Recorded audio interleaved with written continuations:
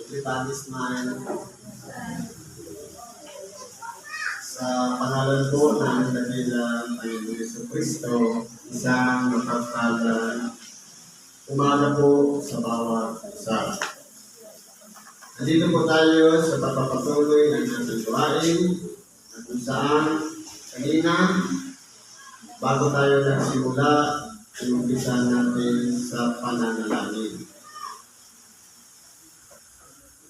Na ito po ang ginagawa natin upang kahabagan tayo ng Diyos sa pamamagitan ng ating pagsamo at dalangin. E kung baka tayo yung nag-i-express ng ating gustong sabihin sa Diyos, tinakausap natin siya sa pamamagitan ng panalangin. Ngayon, andito naman tayo sa ikalawang bahagi. Ito naman yung tinatawag na Ebanghelyo. Kung saan, ang Diyos naman ay nagtalaga na tatayo dito sa palatindigan para gamitin sa pamamagitan ng kapangyarihan ng Espiritu Santo upang ang Diyos naman ang magsasalita, tayo naman ngayon ang tagapakinig. Ngayon po, tago tayo dito sa isang sita. Sabi po sa Ebanghelyo ni Apostol San Mateo, sa Kapitulo 24, versikulo 42, hanggang 51. Ang sabi ganito, mga kuyat nga kayo. Kung halimbawa, hindi mo kinumpleto, mga kuyat nga kayo, ano ba yung pagkukuyakan natin? Lamay? Panunood ng video sa cellphone? Susugan? O ano? Ano yung pagkukuyakan natin? Okay lang sana kung mga videos na tungkol sa gospel o ebanghelyo. Kahit magbabad ka lang nung kay doon sa isang ebanghelista doon, na nagpapahayag lahat ng laman ng salita ng Diyos, okay, walang problema. Mahalaga yun, pagpuyatan natin para sa sarili natin yung kaluluwa. Tingnan mo, ano po dapat ang pagpupuyatan natin? Ang pagpupuyatan natin, hindi ibig sabihin na nagpuyat ka ngayon, okay na. Ang pagpupuyat ay ang pagpahanda. Sa paanong paraan? Na ang sarili natin, inihahanda natin sa pagbabalik ng ating dakilang Panginoon. Na kung kailan, sa kanya nandiyan na siya, sasalubong na tayo sa kanya, saka tayo maglilinis ng sarili, saka tayo magsisisi. Wala na, late na. Kaya ngayon pa lang, sabi niya, maghanda na. Kung ang kaibigan mo, naging kaaway mo, hanggang ngayon, hindi mo pa rin napapatawad, i-release mo na yan. Kung meron tayong kapitbahay, palagi tayong nililibat, ibinarangay natin, patawarin na natin siya. Kung ibig sabihin po nito, i-ready natin ang ating sarili sa pagbabalik ng ating dakilang Panginoon. Na baka maging balakin pa yung kaaway natin, yung kapitbahay natin, na hindi tayo mapasok sa kaharian ng Diyos. Baka diretso tayo din sa impyerno. Kasi hindi tayo inaayos ang ating mga sarili. Siyang dapat nating lakaran kung sumusunod tayo kay Kristo. Sabi dito, mga kuyat nga kayo, sapagkat hindi ninyo nalalaman kung anong araw parito ang inyong Panginoon. Totoo po. Pero meron siyang binigay ng mga warning. Ano-ano po yan? Yung taggutom.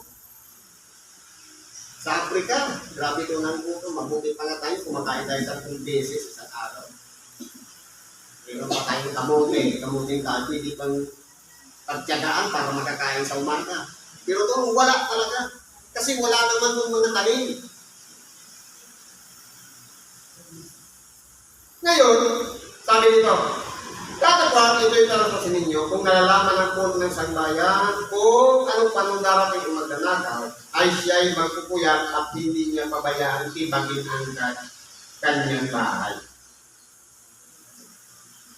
Ngayon, ipalagay natin yung koneksyon ng isang may-ari ng bahay at isang magnanakaw. Kung natatalastas lang ng puno ng sangbayan kung anong oras darating ang magnanakaw, simple papantayan niya, magpupuyat siya. Pero dahil nga, ang pagbabalik ng ating dakilang Panginoon, nagbigay siya ng mga warning, pero itinara niya pa yung desisyon kung kailan yun. Sabi nga ang ating dakilang Panginoon, magkakaroon ng magyera, tagmutom, mga mangyayaring mga problema, bansa sa bansa, kaharian sa kaharian, magkakalindol, at kung ano-ano pa, lahat ng yan ay warning. Mangyayari lahat yan. Pero ang pagbabalik niya, iniwan niya pa yan para sa kanyang ama. Hindi niya sinabi kung kailan. Para ang tao hindi maghanda. Hindi. Kasi ang pagdating ng ating Panginoon, kung kailan balisa ang tao sa mga problema, sa kanilang sarili, sa naman siya darating. Katulad ng magnanakaw. Kaya ano dapat ang maghanda natin? Ang paghahanda natin, simple lang naman. Sasalaw tayo sa Kanya na malinis. Nakapagpatawad tayo, nakapagsisi tayo. Yun lang ang susi. Totoo lang tayo daranas ng kamatayan. Pero mapalad yung tao na dumating yung huling hininga ng kanyang buhay, nakapagpatawad siya sa kanyang mga kaaway.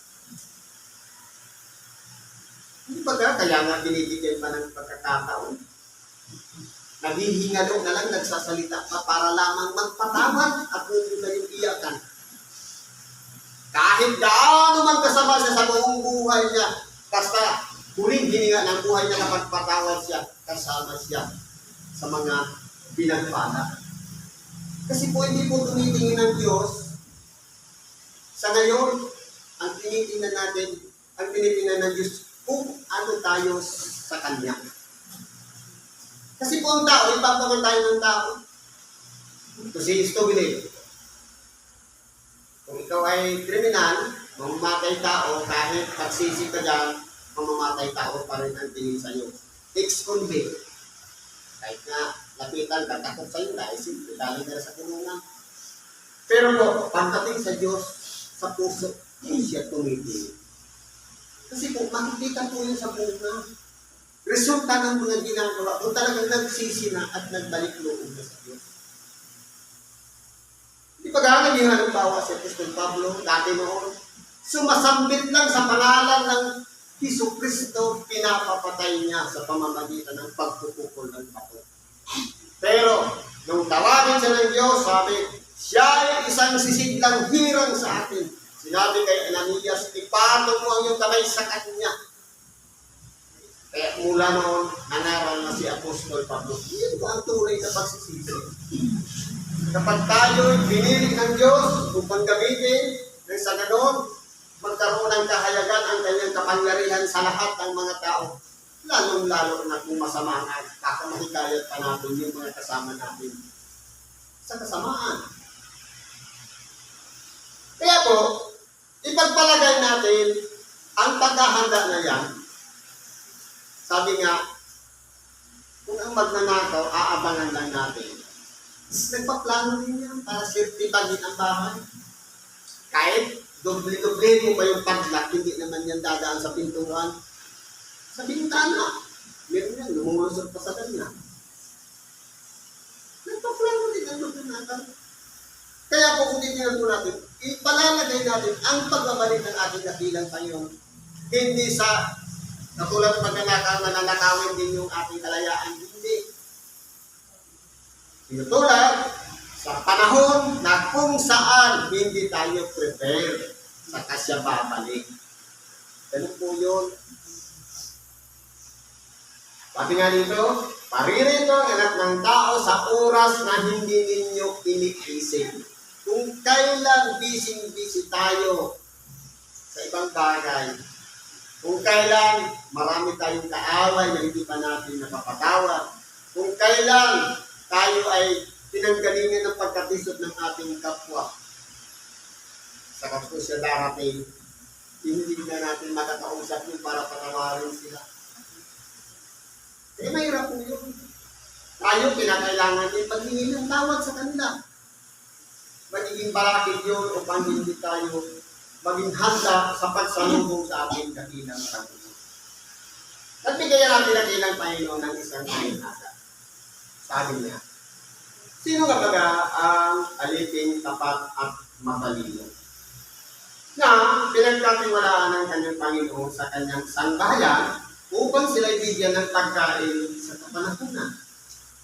Ngayon, palagay natin, kasama tayo doon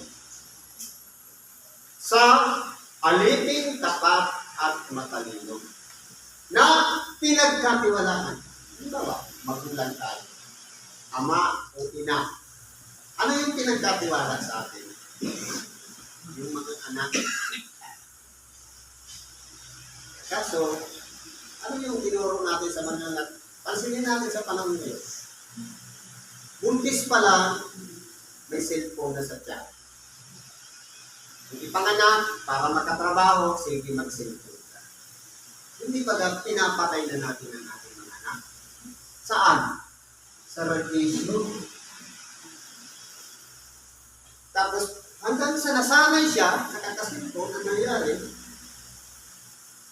minsan, hindi na-atake ang utak at nanginisay. Galing tayo sa trabaho, pag-uwi natin sa bahay, bit-bit natin, utak-ulat. Ano ang naman nun? Labis na asukal. Kung inom ka lang ng isang baso, binawasan mo na 15 minutes ang buhay ng iyong anak. Dapat ba tayo nagawin natin yan sa mga ipinagkatiwala sa atin? Kasi kung hindi natin kapag uminom kayo, sobrang tamis ang binubuhay natin, cancer cell. Busog na busog yan. Pero hindi nakamamatay ang cancer. Nakakamatay yung stress. Kasi kahit alin man dito sa ibabaw ng sanlibutan, kapag sinabi na ng doktor may cancer ka, magpabayot ka for confirmatory test para malaman mo kung anong stage. Ang tanong, may namatay naman dahil sa cancer? Wala. Saan siya namatay? Sa stress ang narinig niya. Kung malaman niya may cancer siya, ay hindi na kumakain, hindi na natutulog, puro na stress. Anong kinamatay? Kuya at gutom. Kaya tinitingnan po natin dito, kasama tayo sa mga magulang na pinagkatiwalaan. At maging sa iglesia man, mayroon din mga pinagkatiwalaan. Yung mga leader. Maging sa gobyerno, mayroon din pinagkatiwalaan. Kaya, nasa atin na lang kung ano ang gagawin natin sa pamamalakad na tayo ay pinagkatiwalaan. Sa sarili natin. Alam natin yung masama at mabuti, saliksikin natin. Kapag kinain ko ba ito, anong epekto? Kapag ininom ko ba ito, anong epekto? Kung ikakasira ang katawan mo, huwag mo nang kainin. Alam mo na palang mataas ang pressure mo, kumain ka pa ng sobrang tamis. Kung uminom. Ang sira yun, yung katawan. Kaya ngayon, sabi nito, mapalad yung alipin kung dumating ang kanyang Panginoon. Malat yan sa gayon ang kanyang ginagawa.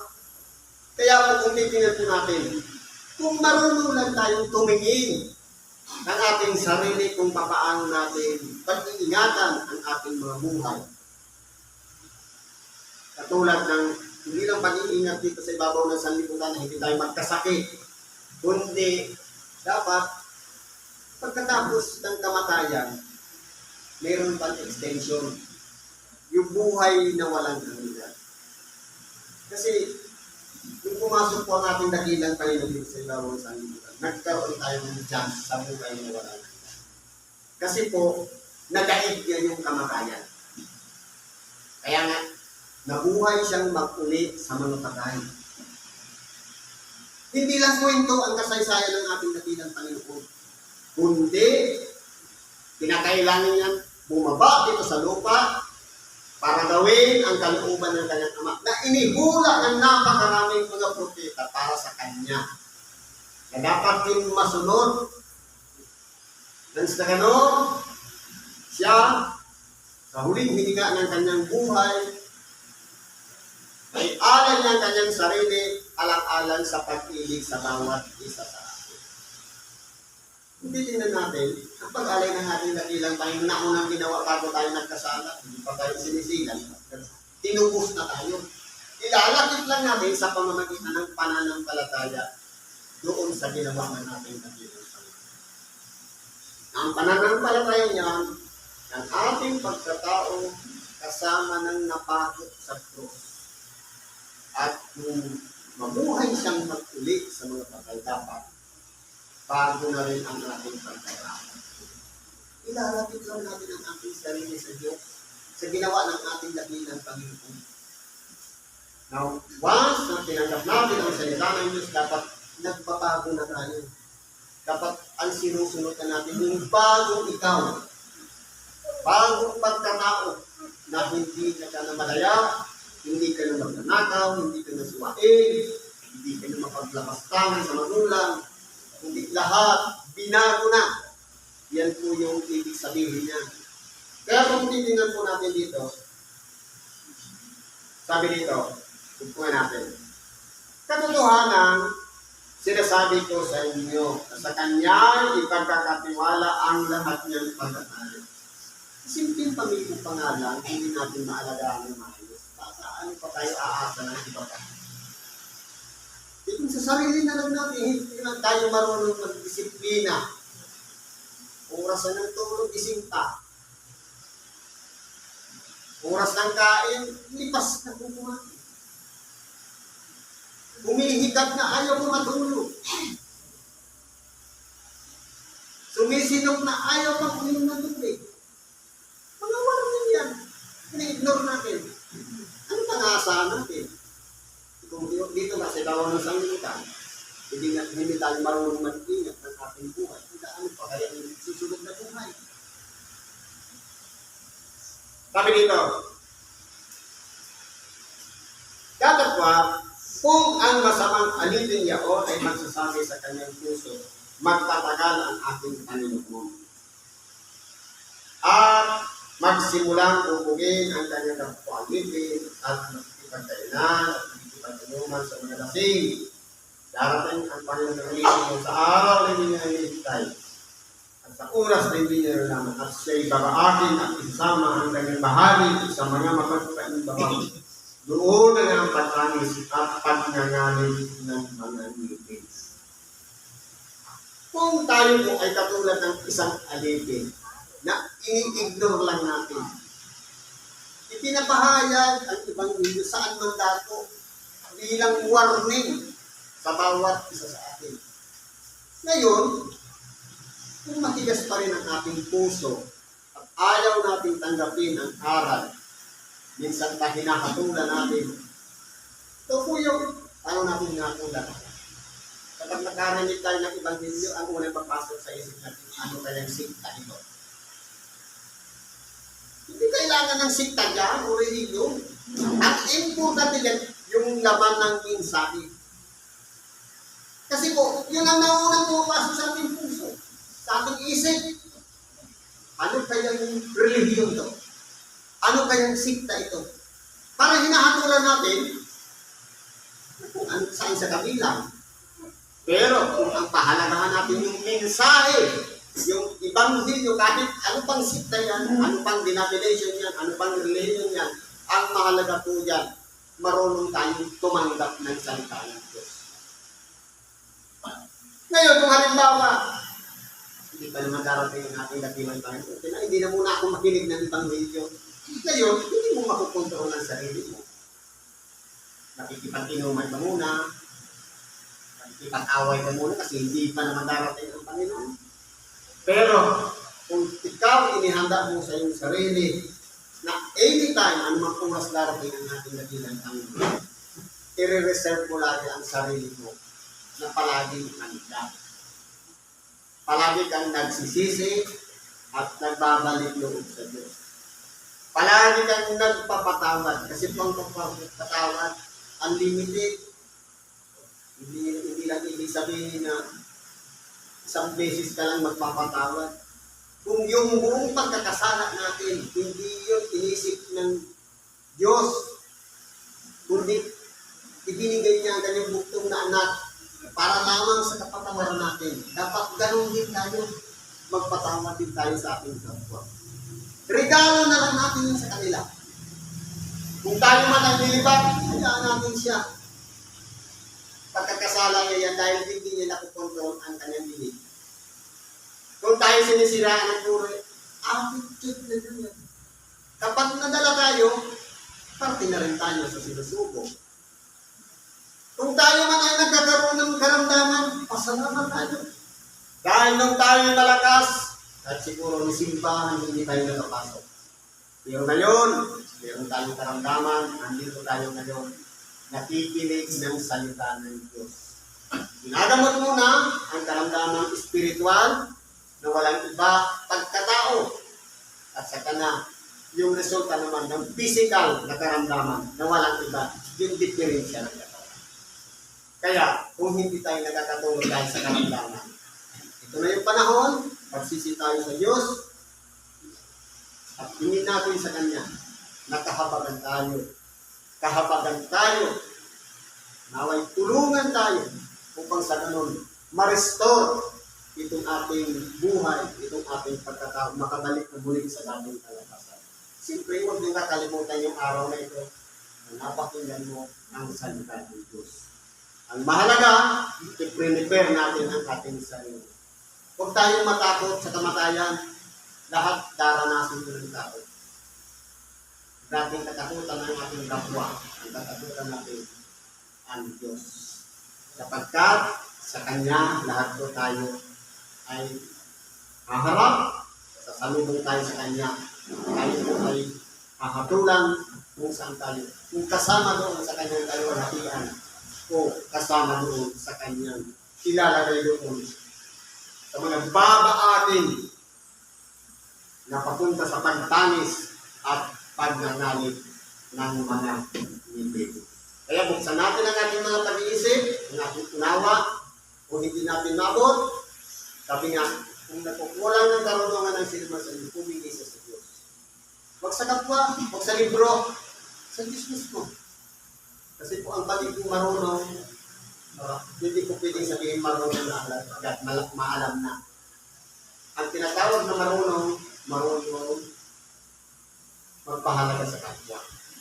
Kasi po, kahit ang Diyos man, gaano man kasama ang tao, hindi niya tinignan ang pagkakasama ng tao. Kundi, ang tinignan niya, yung umiral na tag-ibig sa bawat isa. Siguro po, hanggang dito na lang, makikibagin natin sa oras nito. Salamat po sa Diyos.